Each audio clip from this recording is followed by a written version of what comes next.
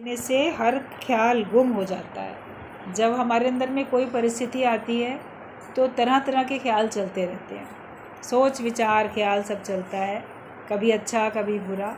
लेकिन जब हम गुरु से बात कर लेते हैं या उसकी हम सलाह ले लेते हैं तो उसके बाद आप देखोगे आपके अंदर चलने वाले जो ख्याल थे वो गुम हो जाते हैं। वो ख्याल अब आपके पास फिर पलट के आते नहीं हैं। तो गुरु की सलाह लेने से हर ख्याल गुम हो जाता है।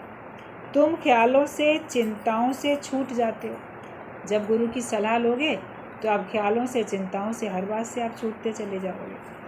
कुछ भी बनना अज्ञान है, भगवान सब कर रहा है।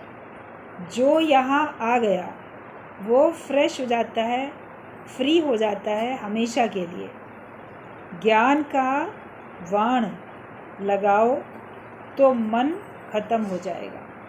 जो ज्ञान है ये जैसे तीर है, वाण, धनुष वाण होता है ना, वाण। तो युद्ध में धनुष वाण के प्रयोग पहले होते थे।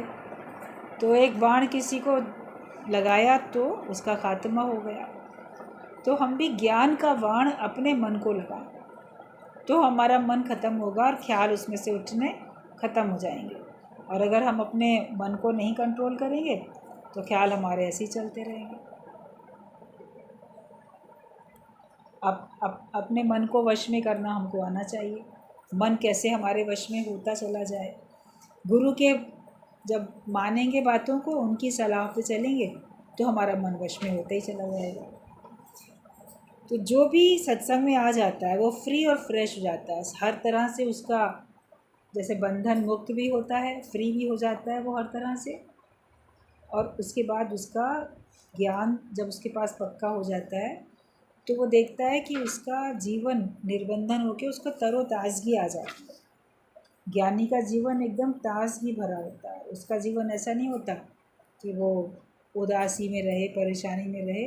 वो हमेशा प्रफुल्लित रहता है। उसका जीवन हमेशा प्रफुल्लित रहता है, हमेशा उसका मन अच्छा रहता है। तो जो भी सत्संग में आएगा उसका मन अच्छा हो जाएगा। और अगर हमारा मन थोड़ा विचलित है तो ज्ञान का वाण लगाओ मन को, गुरु की सलाह पे चलो। आपकी जो भी मन में आई समस्या, आपने गुरु से बात की, उसने जो भी हमको हमारे लिए जो औषधि वचनों की दी, उस औषधि को हमको अपने जीवन में उतार लेना। तो फिर आप देखोगे आपका मन हमेशा के लिए ख़त्म हो जाएगा। और गुरु की सलाह लेने से हर ख्याल हमारे गुम हो जाते हैं। भगवान ने किसी का खाना बंद नहीं किया। जो भगवान की राह पर चलता है तो स्वयं भगवान उसके पीछे थाली लेकर घूमता है। आप सोचो कि लोग कहते हैं कि सत्संग जाते हो, नौकरी नहीं करते, बिजनेस नहीं करते, पैसा नहीं कमाते, तुम्हें बाद में खिलाएगा कौन। अभी माता पिता हैं तो खिला देते हैं, भाई भाभी पता नहीं तुम्हें खिलाएंगे नहीं खिलाएंगे, संबंधी तुमको नहीं खिलाएंगे, या अभी तो पति है वो खिला रहा है, पति नहीं रहेगा तो कौन तुम्हें खिलाएगा। बेटे बहू पूछेंगे कि नहीं पूछेंगे मालूम ही नहीं। भगवान की राह पे चलने में तुम्हें क्या मिलेगा। ऐसे अक्सर लोग दूसरों को कहते सुनते रहते हैं, हम भी और आप लोग भी सुनते रहते होंगे। इस तरह की बातें लोग बहुत कहते रहते हैं कि केवल सत्संग करने से, केवल भजन करने से पेट थोड़ी भर जाएगा, कोई तुमको लाके थाली थोड़ी दे देगा। लेकिन ये विश्वास रखो कि जो भजन में लगा है उसके भोजन की व्यवस्था भगवान कर रहा है। और भगवान तो जब चोर डाकू जो जेल में बंद हैं उनको, पापियों को, पशु पक्षी कीड़े मकोड़े सबको भगवान पहुंचा रहे हैं। तो क्या तुम भगवान की भक्ति करोगे तो क्या तुमको नहीं पहुंचाएंगे? क्या तुम उनसे भी निकृष्ट जीव हो जो तुमको नहीं पहुंचाएंगे? या तुम पापियों से भी महापापी हो क्या कि तुमको भगवान नहीं पहुंचाएगा? जबकि भगवान तो पापियों से भी महापापी को भी पहुंचाता। ये भगवान ने जब सारा संसार बनाया है तो उसके भोजन की व्यवस्था भी वो करते ही करता है। आप देखो कितना भी हो जाए, अनाज तो सबको मिल ही रहा है ना। पहले धरती बहुत सारी थी जिस पे खेती होती थी, फिर लोग अपने बहुत ज़्यादा उनके अंदर में दूरदर्शिता नहीं होती है, हवस होती है, तो वो जो खेती वाली भूमि होती है उसको भी कन्वर्ट करके कंस्ट्रक्शन करा के मकान बनाते जा रहे हैं, कहीं दुकानें बन रही हैं, फैक्ट्री बन रही हैं। जो उपजाऊ भूमि थी उसको भी खेत को ख़राब करके, ख़त्म करके कुछ कुछ और उस पर उगाते हैं। उसको कुछ और बनाते हैं, तो उपजाऊ वाली भूमि कम होती जाती है और पॉपुलेशन तो बढ़ती जाती है। उसके बावजूद भी तो भगवान सबको खाने को दे ही रहा है। ऐसा तो नहीं है कि आपको खाना मिल नहीं रहा है। महंगाई का रोना सब लोग बड़ा रोते हैं, एक सरकार दूसरी सरकार को, विपक्ष जो है पक्ष को, उसको डाउन करने के लिए बस महंगाई का मुद्दा। बचपन से लेके आज दिन तक इतने साल हो चुके हैं, हमने हमेशा यही देखा, यही सुना न्यूज़ में, हर साल महंगाई बढ़ गई, महंगाई बढ़ गई। तो हर साल वही हो रहा है, बचपन से लेके आज तक। तो वो तो चेंज हो गई होगा, बढ़ भी रही है तो सबको मिल भी तो रहा है। और महंगाई बढ़ती हुई अगर दिख रही है तो उसका असर तो बहुत कम दिखाई दे रहा है। लोग बाग अनाप शनाप खर्च क्यों कर रहे हैं? महंगाई बढ़ रही है तो आप व्यर्थ में क्यों पैसा बर्बाद करते हो? लेकिन केवल शिकवे शिकायत करने का एक स्वभाव बन चुका है, आदत बन गई है। महंगाई बढ़ गई है, महंगाई बढ़ी तो सैलरी भी तो बढ़ी। पहले सरकारी नौकरी में क्लास 4, क्लास 3, क्लास 2, क्लास 1 सब अलग अलग कैटेगरी की पोस्ट होती हैं। उनमें सबकी पहले कितनी सैलरी थी? आज से 100 साल पहले या 50 साल पहले आप देखो तब कितनी सैलरी थी। 20 साल पहले, 10 साल पहले कितनी सैलरी थी देखो, और आज कितनी है। तो आपकी तनख्वाह बढ़ी उसके लिए खुशी नहीं करते, महंगाई बढ़ गई उसके लिए शिकायत करते। आपके ग्रेड भी तो बढ़ते चले गए, अगर महंगाई बढ़ी तो आपको पैसा भी तो मिल रहा है। और आप अगर महंगाई बढ़ गई है, आपके पास कम है, तो उतने ही पैर फैलाओ जितनी लंबी चादर है। अपनी आवश्यकताएं कम कर दो तो आपके लिए महंगाई है ही नहीं। भगवान ने तो आपका जीवन अच्छे से गुजर जाए उसके लिए जो भी मौसम के फल, सब्जी, अनाज जो दिए हैं उसमें आप अच्छी तरह से अपना काम कर सकते हो। लेकिन जो एक अंदर का बहुत ज़्यादा इच्छाओं वाला जो व्यक्ति होता है, उसको ये भी चाहिए वो भी चाहिए, और दिखावा और वेस्ट करना, व्यर्थ में चीज़ों की बर्बादी करना, वो बंद नहीं करते। और महंगाई बढ़ गई बोलते हैं।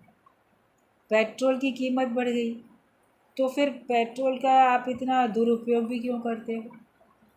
आप उसी हिसाब से अपना आने जाने का अपना मोड वो रखो, हिसाब से चलो। लेकिन अनाप शनाप अपना खर्च करेंगे, कहीं जाएंगे तो कैसे कैसे खर्च करते हैं। शादी ब्याह में तो देखो कितना फालतू खर्च होता है, इतना खाना पीना व्यर्थ जाता है। शादी ब्याह की पार्टी में आप देखा करो, भर भर के प्लेट लोग एक थोड़ा सा खाएंगे, सब डस्टबिन में फेंक देंगे, कितना सारा खाना फेंका जाता है।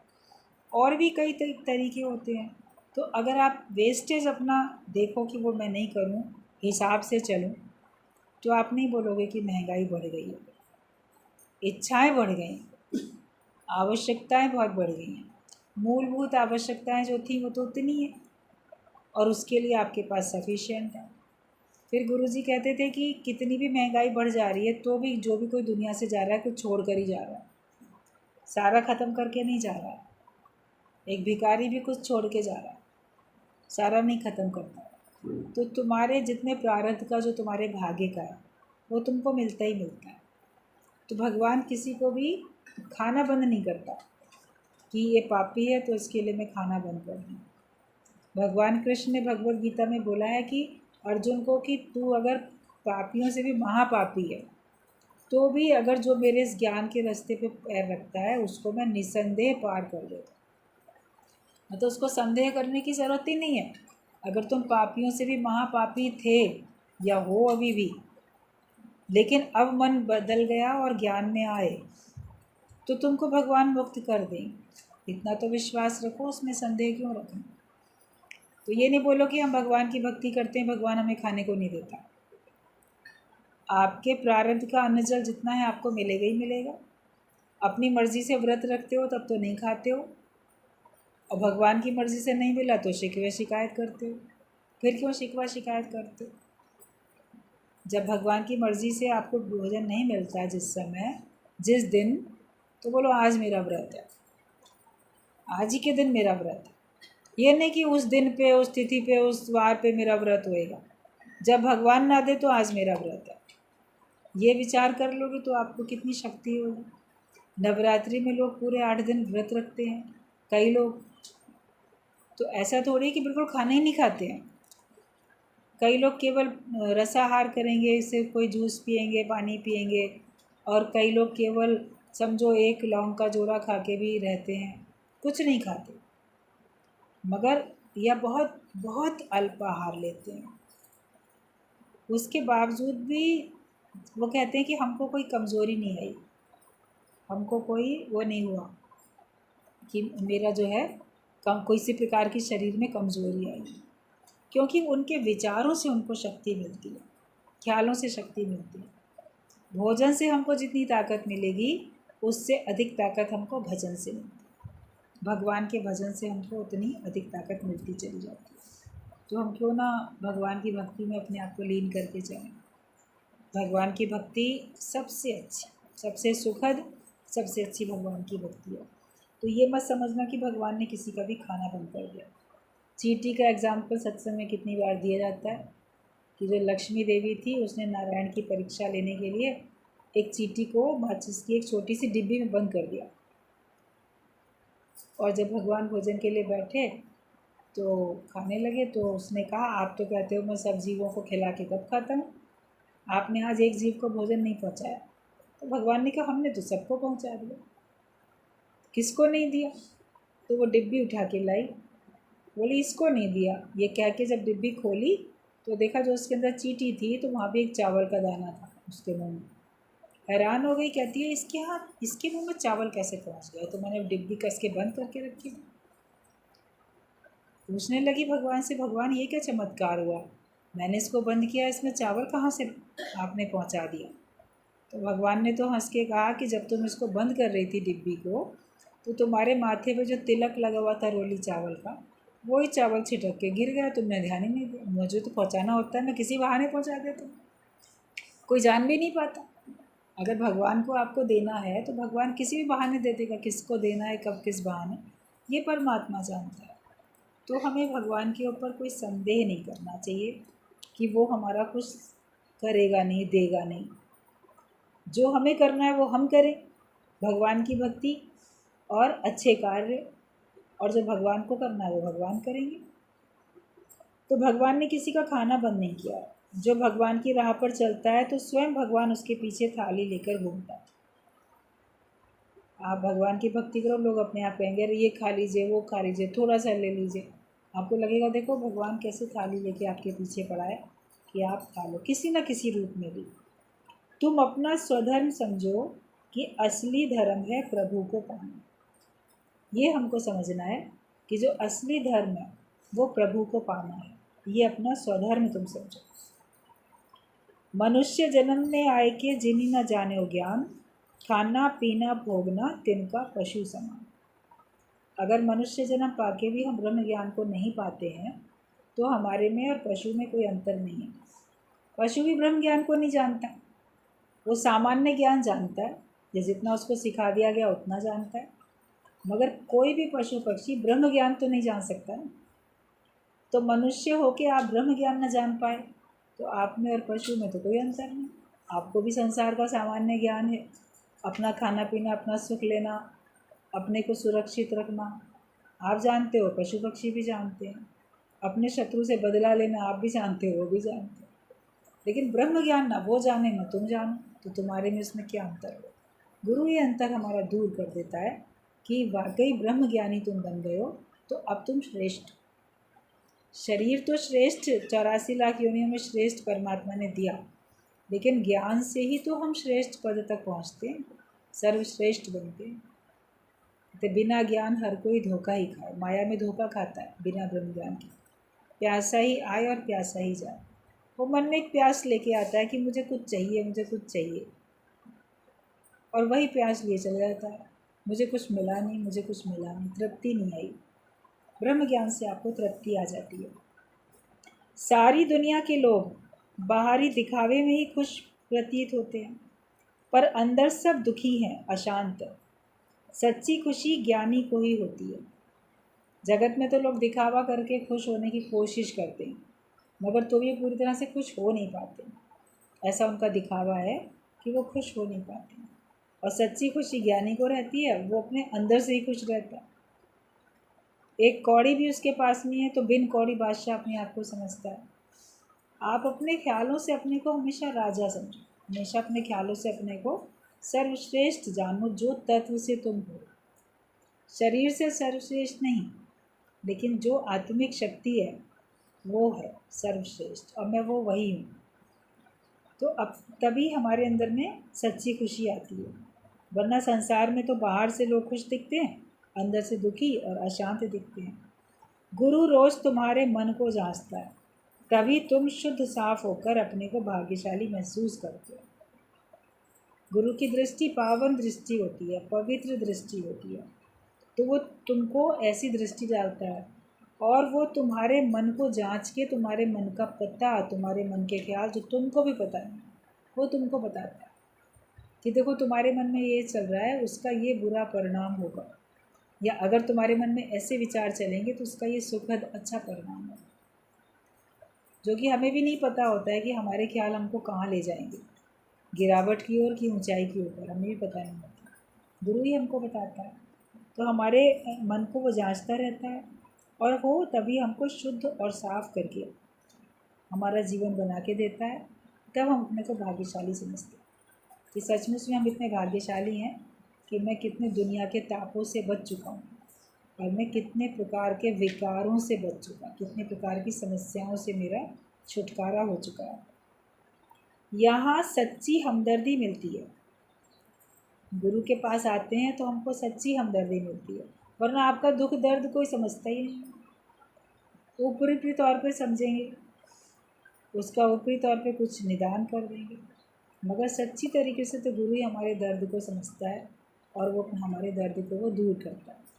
और सत्संग में भी अगर जिसने ज्ञान सही तरह से अपने जीवन में उतारा होगा, वो हर एक के दुख दर्द को समझ पाएगा। यहाँ सच्ची हमदर्दी मिलती है, और वो है सच को बताना, सत्य को बताना। यही सच्ची हमदर्दी देना होता है। कोई सोचे कि बड़ी हमदर्दी है तो इसकी और किसी प्रकार की मदद कर दी, लेकिन अगले को अज्ञानता से छुड़ा लिया, ये तो सबसे ज़्यादा सच्ची हमदर्दी की, क्योंकि अज्ञान के कारण ही वो दुखी था, अज्ञान के कारण ही परेशान था। उसके बावजूद बाहर से भी जो ज़रूरत होती है वो की जाती है। हम कई बार देखते हैं, कई लोग ऐसे हैं जो अपने घरों में अकेले रहते हैं, सत्संग में भी आते हैं, फिर नहीं आते हैं, फ़ोन भी नहीं करेंगे, तो हमको ख्याल चलता है, किसी को भेजते हैं कि जाओ, उसका फ़ोन नहीं उठता, जाओ पूछ के आओ, देख के आओ। कि वो कोई व्यक्ति बिल्कुल अकेला रहता है अपने घर में, उसके परिवार के लोग दूसरे शहरों में रहते हैं, तो सत्संग का परिवार अगर है और सत्संग के परिवार से वो जुड़ गया है, मान लो वो खुद हमें फ़ोन नहीं कर रहा है, नहीं आ रहा है, नहीं फ़ोन कर रहा है, हमें तो उसका विचार आना चाहिए कि जो इतने दिन से नहीं आता है या क्यों नहीं आता है, चलो उसने फ़ोन नहीं किया कोई बात नहीं, मगर हम चले जाएं, हम फ़ोन कर लें, या हम जाके पूछ कर आएँ। हो सकता है वो फ़ोन उसका ख़राब हो, फ़ोन करने की स्थिति में ना हो, या कभी वो लोग भी इतने लापरवाह होते हैं कि उनको लगता है कि अगर हम नहीं भी जा रहे हैं तो क्या फ़र्क पड़ रहा है। वो अपनी मैं मेरी की दुनिया में रहते हैं, भले घर में अकेले हैं, परिवार उनके दूर दूर है, मगर वो उन्हीं में मस्त रहते हैं, और उनको इस बात का एहसास नहीं होता कि उनके लिए जिस सत्संग से उन्होंने नाता जोड़ा था, वो सत्संग के लोग और जो सत्संग सुनाता है वो उनके लिए परवाह करता है। उनको इस बात की भी जैसे समझ ही नहीं होती है। लेकिन जो सच्चा हमदर्द होगा वो तो जानेगा ना कि लाओ हम जाएँ, देख के आएँ, पूछ के आएँ, और उसकी जो कमी है अपना मैसेज ना देने की, फ़ोन ना करने की, इस कमी को उसको जता के और बता के आएँ भी तुम मैसेज डालो या फ़ोन करो या किसी के द्वारा खबर पहुंचाओ या आओ, और सब जगह तो जाते रहते हो, तो सत्संग में भी तो आओ। अपने टच में हमको ज़रूर रहना चाहिए। लेकिन अगर मान लो कोई टच में नहीं रहता है तो उसको दोष नहीं दो कि तुमको बताना चाहिए, तुमको फ़ोन करना चाहिए। आपको अगर उसका कभी ख्याल आता है तो आप चले जाओ, लेकिन ये मत सोचो कि मैं जाता रहता हूँ, वो नहीं आता मेरे पास। वो उसकी मर्ज़ी है या उसका स्वभाव है। तुम अपना स्वभाव, तुम अपना धर्म निभाते चले जाओ। तो गुरु तो अपना धर्म निभाता है, और जो सच्ची साध संगत है, जिसके अंदर में सच का ज्ञान है, वो अपने धर्म पे चलते हैं। हम अपने धर्म पे चल सकते हैं, हम दूसरे को ज़बरदस्ती उसके धर्म पे चलने के लिए हम ऐसे हुक्म नहीं दे सकते कि नहीं तुम्हें भी ज़रूर चलना है। कह सकते हैं, समझा सकते हैं, उसकी कमी बता सकते हैं, लेकिन जैसे हम अच्छे हैं दूसरे भी उतने ही अच्छे होके चलें, वो हमारे हाथ में नहीं होता। जो खुद अपने ऊपर कृपा करता है, जितनी जैसी, वैसे ही वो अपना जीवन बनाता भी है। तो सच्ची हमदर्दी जो होती है वो ये होती है कि किसी को सच का पता दे दो। सत्य क्या है? ईश्वर का नाम सत्य है, ज्ञान सत्य है, और सही तरीके से कौन सा व्यवहार हमको करना चाहिए उसकी जानकारी तो दो कम से कम सबको। सारी दुनिया तो झूठ में फंसाने के लिए खड़ी है। तुम्हें जब अंदर से ही महसूस हो कि काम पूरा हो गया, तभी तुम ज्ञानी हो। सारी दुनिया तुमको झूठ में फंसाने के लिए खड़ी है, माया में फंसाने के लिए, लेकिन जब तुम्हें अंदर से महसूस हो जाए कि अब मेरा काम उतर चुका है। कभी अचानक से कोई दूसरे की घटना सुनो, अपने बारे में सुनो। अब जैसे इन्होंने बताया कि राहत चलते एकदम अचानक से कैसे सड़क पर ऐसे गिर गए, बहुत चोट भी लग गई, लोगों ने उठा के अस्पताल तक पहुंचाया, जो भी किया। लेकिन ये सोचो कि चलो प्राण बच गए, लेकिन कभी ऐसा भी तो हो सकता है कि आप ऐसे जा रहे हो सड़क पे, आप ऐसे गिरो कि आपके प्राण ही चले जाए। कभी भी कुछ भी, किसी के साथ कुछ भी हो सकता है। अपने अंदर हमेशा शुक्राने के भाव रखें, हमेशा भगवान के भाव रखें, और अपनी मनोवृत्तियों को हम समेट के बैठें। मेरी मनोवृत्तियाँ बिल्कुल सिमटी हुई रहें। ईश्वर ने जो लीला रची होगी वही होगी, जिसका जिस तरीके से जहाँ पे जो लेन देन होगा वैसे ही पूरा होगा। शरीर को जहाँ छूटना है वहीं छूटेगा, जिसको जिसके द्वारा जो सेवा लेनी देनी है वो होगी। लेकिन अपने मन को हम अंतर्मुखी करते चले जाए, मन हमारा स्थिर होता जाए। भले हमें थोड़ा महसूस कभी होता भी है, लगता भी है, तो उसमें कोई दूसरे के लिए बहुत ऐसे शत्रुता भाव वाला भाव तो आता ही नहीं है। ये ज़रूर लगता है कि देखो हमने इससे उम्मीद की थी कि ये अपनेपन के कारण से कि ये हमारे लिए थोड़ा सा खड़ा होगा, मदद करेगा। नहीं कि कोई बात नहीं, इसका स्वभाव है, इसकी मर्ज़ी, या इसके द्वारा भगवान ने नहीं चाहा होगा मेरी मदद कराऊं, जिसके द्वारा चाहा होगा उसने की। और हरि के हाथ हज़ार हैं, एक रूप में कोई सामने नहीं आता तो दूसरे रूप में आता है, तीसरे रूप में आता है। राहगीर राह चलते लोगों के रूप में आ जाता है, कहीं हॉस्पिटल में नर्स और डॉक्टर, किन किन के ज़रिए कौन कौन क्या क्या, कुछ भगवान की लीला को कोई समझ नहीं सकता। तो ज्ञानी तो हमेशा भगवान के भाव में रहता है, कहता भगवान वाह तेरी जैसी मर्जी, और मनोवृत्तियों को समेट के बैठो।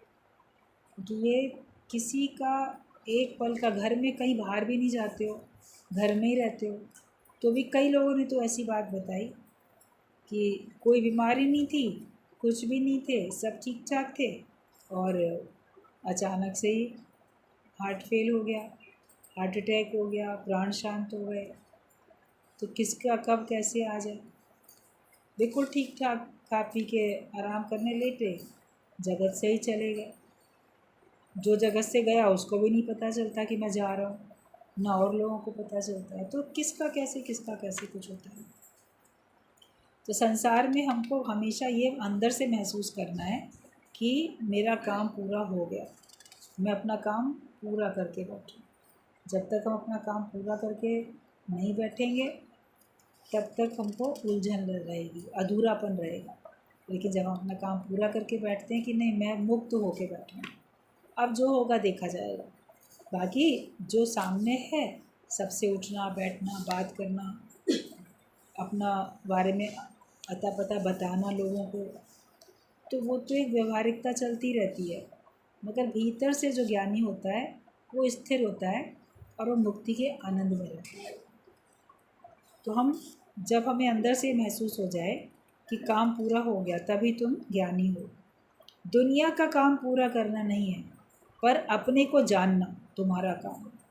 जो काम करने के लिए मनुष्य शरीर लिया था वो सब तुम भूल गए हो, लेकिन जब गुरु याद दिलाता है तब हमें इसे पूरा करना चाहिए। भूल जाते हैं, लेकिन जब गुरु हमको याद दिलाता है कि किस काम के लिए तुम आए थे, तो हमें तब तो पूरा कर लेना चाहिए। जब तक हमको पता नहीं था कि मुझे दुनिया में भगवान ने क्यों भेजा था, मनुष्य शरीर धारण करके क्यों भेजा था, तो हम कुछ भी कार्य करते थे, अच्छा बुरा कुछ भी करते थे। लेकिन जब हमारे जीवन में सौभाग्य से ब्रह्मज्ञानी गुरु मिल जाते हैं, आ जाता है वो हमारे जीवन में, और वो हमारा लक्ष्य बताता है, क्या करना था वो हमको समझाता है, तो फिर तो हमें ज्ञान का ही कार्य करना चाहिए। किसी प्रकार के भी भेदभाव में नहीं रहो और सबके साथ मित्रवत हो के। मैत्री करुणा मुदिता बोली जाती है कि मैत्री करुणा मुदिता संग करना विहार रे, मतलब कि चलो भी, आओ भी, जाओ भी। जैसे कोई अपने साथ अपने सहेलियाँ लेके चलता है, अपने साथ कुछ और सामान लेके चलता है, तो ज्ञानी अपने साथ मैत्री का भाव, करुणा का भाव और मुदिता का भाव लेके चलता है अपने साथ।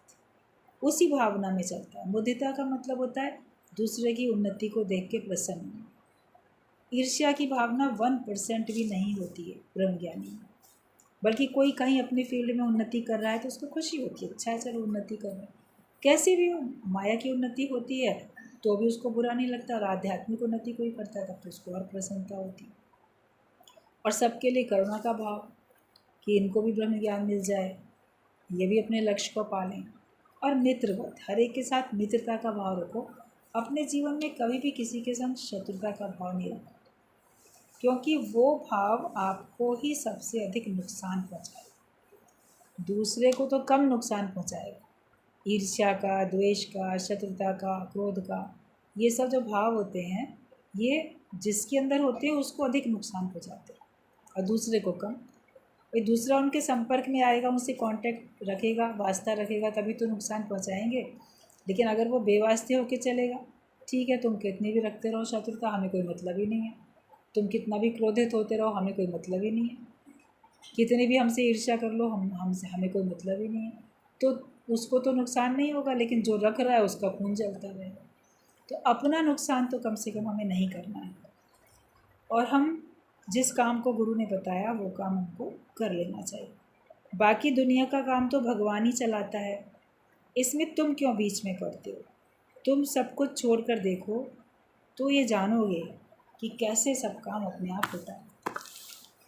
जब तुम सब कुछ छोड़ के देखो तब जानो कैसे अपने आप सब काम होता रहता है। मन अहंकार करता है, मैं नहीं करूँगा ना तो ये काम होगा नहीं, मैं ही अच्छा करता हूँ, जब मैं नहीं रहूँगा तो ये काम ही नहीं होगा, मैं नहीं करूँगा तो काम नहीं होगा। तो कभी भगवान दिखा भी देते हैं कि आपने कहा मैं नहीं होऊंगा तो ये काम नहीं होगा, तो भगवान तुमको कहीं बीमार करके एक तरफ बिस्तर पे डाल देंगे, फिर देखो काम हो रहा है कि नहीं हो रहा। या कभी तुम किसी कारण से दूसरे शहर चले गए, तो पीछे से कोई समस्या आई तो घर के लोगों ने अपने आप उसका निपटारा किया, तो काम अपने आप हुआ कि नहीं हुआ। और ये तो सबने जान लिया है कि जो दुनिया से चले जाते हैं उनके भी काम पीछे होते रहते हैं।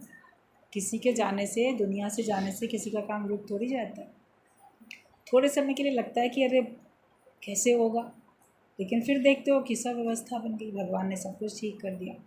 तो ये अहंकार भी नहीं करो कि मैं नहीं करूँगा तो कौन करेगा, या मैं ही कर सकता हूँ।